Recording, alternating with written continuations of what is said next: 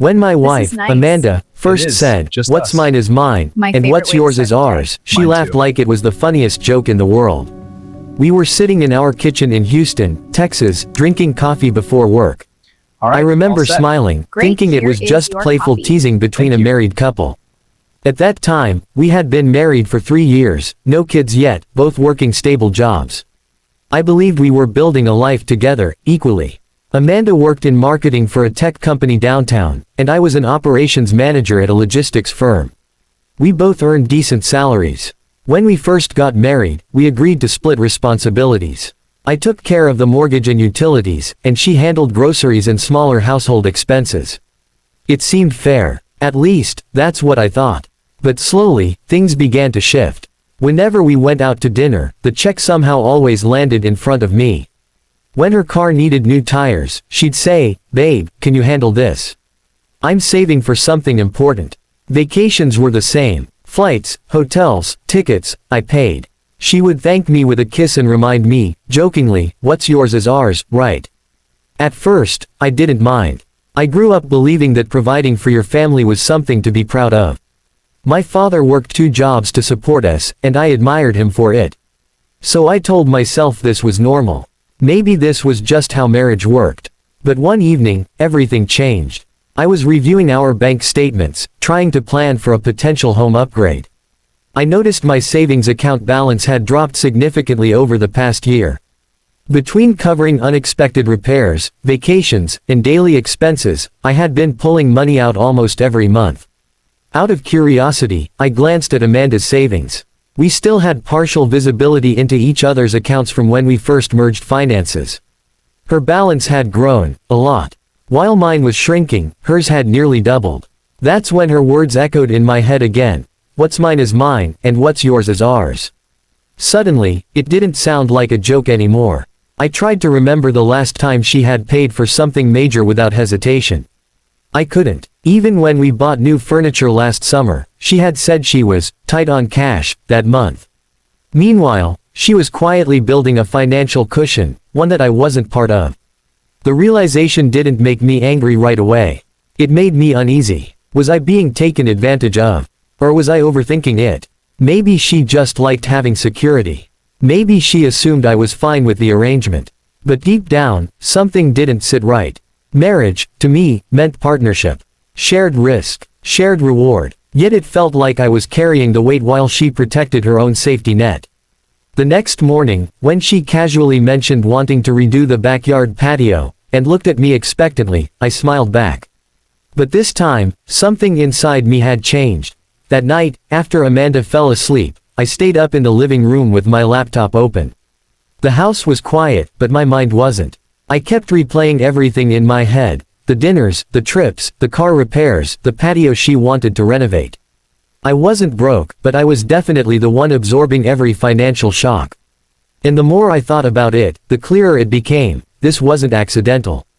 It was a system. Her system. The next morning, instead of confronting her emotionally, I decided to do something practical. On my lunch break in downtown Houston, I walked into my bank and opened a new personal account. This one would be strictly mine, no shared visibility, no casual transfers. My salary would still cover the basic household bills we originally agreed on, but anything extra, bonuses, overtime, side consulting income, would go into this new account. If we were going to live by her rule, then we were going to live by it completely. A week later, I got a performance bonus from work.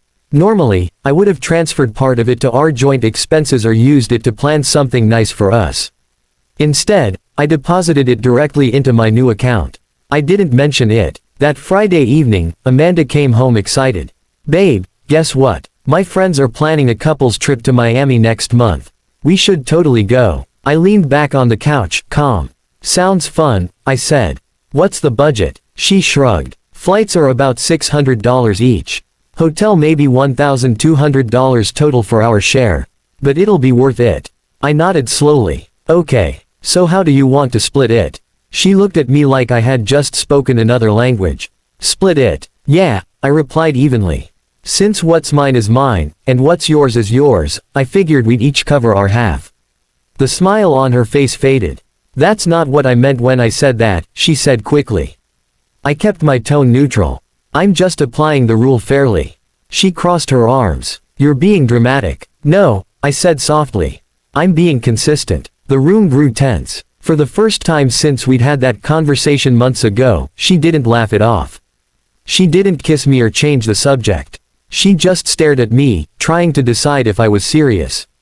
And I was. Over the next few days, I followed through. When she sent me a link for patio furniture, I replied, "Looks great. You can order it." When the internet bill came in higher than usual because she upgraded the speed for her remote work, I paid only the amount we originally agreed on. She noticed. "You're acting different," she said one night at dinner. "I'm acting equal," I responded. What surprised me most wasn't her frustration, it was how uncomfortable she became when the financial responsibility shifted even slightly toward her. Small expenses suddenly became too expensive. Plans were postponed, ideas reconsidered, and that's when I realized something important. She wasn't used to partnership. She was used to protection. But I wasn't going to argue. I was going to let the numbers speak for themselves. The shift in our house wasn't loud, it was quiet, tense, and constant. For 2 weeks, I stuck to the new system. I paid exactly what we had originally agreed on when we first got married, half the mortgage, utilities, and my own personal expenses. Nothing more. No extra transfers. No spontaneous, "I'll take care of it," moments. Amanda noticed immediately. The first real confrontation came over something small, the electricity bill. It had gone up because she'd been working from home more often and running the air conditioning during the Texas heat. She placed the bill on the kitchen counter. "It's higher than usual," she said. "I saw," I replied calmly. "So, are you going to send the full payment like you usually do?" "I already sent my half." She stared at me. "Your half?" "Yes, half." Her expression shifted from confusion to irritation. "Since when do we nickel and dime each other?" I took a slow breath. "Since we decided what's mine is mine and what's yours is yours." "That's not what I meant." She snapped. "Then what did you mean?" I asked quietly. She didn't answer right away. Instead, she walked off, clearly frustrated. That night, we barely spoke. Over the next few days, the cracks widened. She started bringing up random expenses, groceries, streaming subscriptions, even dog food, pointing out how I used to just cover them without discussion. And she was right. I used to. But now I was forcing structure where there had only been assumption. One evening, she sat across from me at the dining table, arms folded. "You're punishing me," she said. "I'm not punishing you," I replied. "I'm participating the way you defined it." "You're being petty." "No," I said evenly. "I'm being fair." Her voice softened slightly. "Why are you doing this?" That question hung in the air. "Because I looked at our savings," I finally said. "Mine's been shrinking. Yours has been growing. And somehow, that's been normal." She didn't deny it. "I just like feeling secure," she said after a moment. "And I don't." I asked. That hit harder than I expected. Her eyes shifted. For the first time, she looked less angry and more thoughtful. The truth was, she had grown comfortable. Comfortable knowing I would always absorb the pressure. Comfortable knowing that if something went wrong, I would step in. She wasn't trying to hurt me, she just never questioned the imbalance because it benefited her. But comfort without awareness becomes entitlement. The real breaking point came when her car insurance renewal arrived. The premium had increased significantly. She handed me the notice automatically. I handed it back. "You've got this," I said gently. She looked at the number again, then back at me. And for the first time, she seemed to understand what carrying everything felt like. There was no yelling that night. No dramatic fight. Just a long, heavy silence between us. The dynamic had changed, not because I stopped loving her, but because I stopped overcompensating. And now, for the first time in our marriage, we were both uncomfortable. Which meant something real was finally about to happen. The tension in our house lingered for days after the car insurance incident. Amanda wasn't yelling anymore, but she wasn't smiling either. We passed each other silently in the kitchen, both aware of the unspoken shift. It was strange, almost like living with a stranger who knew all your secrets. I kept paying my half of the bills, depositing my bonuses into my separate account, and staying calm. I wanted her to see the reality of the rule she had set in motion. Finally, one Saturday morning, she approached me in the living room while I was reviewing some investment statements. Her posture was hesitant, shoulders slightly slouched, eyes avoiding mine. "We need to talk," she said softly. "About what?" I asked, though I had a good idea. "About us. About money. About this whole thing." She gestured vaguely at the living room. I closed my laptop and gestured for her to sit. "Go ahead." She took a deep breath. "I didn't realize how much I was relying on you. I thought it was fine because you didn't complain. I just assumed you were okay covering everything." Her voice wavered. I didn't think about how unfair that was. I felt a mix of relief and validation. "That's exactly it," I said. "I'm okay being fair. I'm okay helping out, but it has to be equal.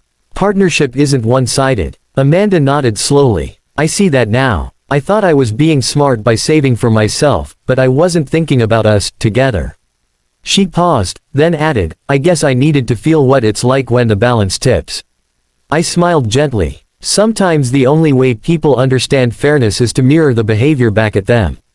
It's not about punishment, it's about awareness. She laughed softly, almost nervously. "I guess you taught me a tough lesson." "Not a lesson," I corrected her. "A reality check. We needed honesty, not assumptions." After a long conversation, we decided to restructure our finances. Amanda agreed that we would combine our savings and investments, creating a single joint account for shared goals, house upgrades, vacations, emergencies, and future plans. Separate personal accounts would remain for discretionary spending, but now it was truly equal. We agreed to fully disclose incomes, bonuses, and expenses, and discuss major purchases together. The change was subtle at first. Bills were easier to manage. Discussions about money became less stressful. We started planning a family vacation without tension. Amanda even smiled while browsing patio furniture, no expectation that I would cover everything. More importantly, the dynamic in our relationship shifted. Respect replaced assumption, and partnership replaced imbalance. We weren't just married, we were teammates. That night, as we sat together on the couch, she rested her head on my shoulder and whispered, "What's ours is ours." I kissed her forehead. Exactly. For the first time, we felt the real meaning of marriage: shared responsibility, shared reward, and shared trust. The rule that once caused tension had transformed into a principle of fairness. And in that moment, I realized that honesty and equality weren't just financial concepts, they were the foundation of a lasting partnership. We had learned that love isn't just about giving, it's about giving and receiving equally. And that lesson, although hard-earned, made us stronger than ever.